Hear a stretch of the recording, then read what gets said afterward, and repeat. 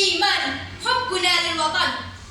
Wassalatu wassalamu ala sayyidil mursalin muhibbi Makkah wa qadhil karim wa ala alihi wa sahbihi wattabi'ina bi ihsanin ila yaumiddin. Amma ba'd. Yang kami hormati seluruh jajaran dewan juri yang telah bersedia meluangkan waktunya untuk kami, semoga disehatkan jasmani dan rohani, serta semua teman-teman yang senantiasa aku cintai. Alhamdulillah, segala puji bagi Allah yang masih memberikan kesempatan buat kita untuk dapat mencicipi manisnya iman dan yang masih memberikan kedamaian buat kita di negeri tercinta ini. Sebuah nikmat yang agung tentunya. Kita bisa makan dengan tenang, jalan dengan nyaman, bercengkrama dalam naungan kedamaian. Salawat serta salam marilah kita haturkan ke junjungan Nabi besar Muhammad sallallahu alaihi wasallam, Nabi sang penuntun umat. Semoga kita semua yang ada di sini, keluarga-keluarga kita adalah orang-orang yang mendapatkan syafaatul uzma beliau kelak di yaumil qiyamah, yang mampu meneguk sejuknya air telaga Kausar nanti. Amin Allahumma amin. Para hadirin yang dirahmati oleh Allah, perkenankan saya bernama Hafsahil Wajibah dari Aminah Batul Ulama Ulama ingin menyampaikan 1-2 patah kalimat berkenaan dengan kewajiban kita sebagai penduduk rakyat Indonesia. Ada yang tahu kewajiban apa itu, teman-teman? Mencintai tanah air kita. Dengan apa kita bisa mencintai tanah air kita? Dengan menjadi pelajar yang sesuai dengan kebutuhan dan tuntunan. Sebelum lanjut, saya ingin bertanya, kira-kira di sini ada tidak yang tidak mencintai ibunya? Kalau ada, na'udzubillah, summa na'udzubillah min dzalik. Seperti inilah perumpamaan negeri kita. Kita lahir tidak lain di mana? Di Indonesia. Kita tumbuh besar tidak lain di mana? Di Indonesia.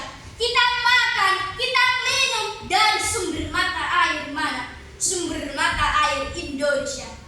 Kita sekolah tidak lain di mana? Di Indonesia. Yaps, layaknya ibu yang melahirkan kita dari perutnya, yang menyusui dari air susunya, yang menggenggam dengan tangan lembutnya, yang mendidik dengan kasih sayangnya hingga kita tumbuh besar saat ini. Adalah campur tangan siapa? Ibunda kita tercinta.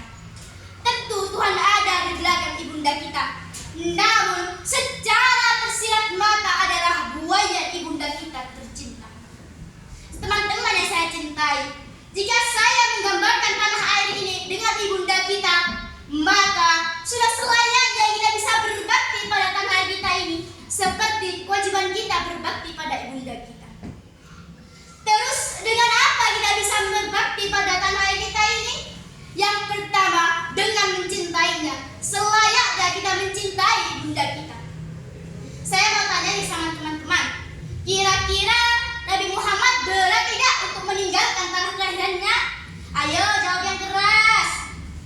Nabi sang penuntun umat merasa berat ketika meninggalkan tanah kelahirannya, yaitu Mekah.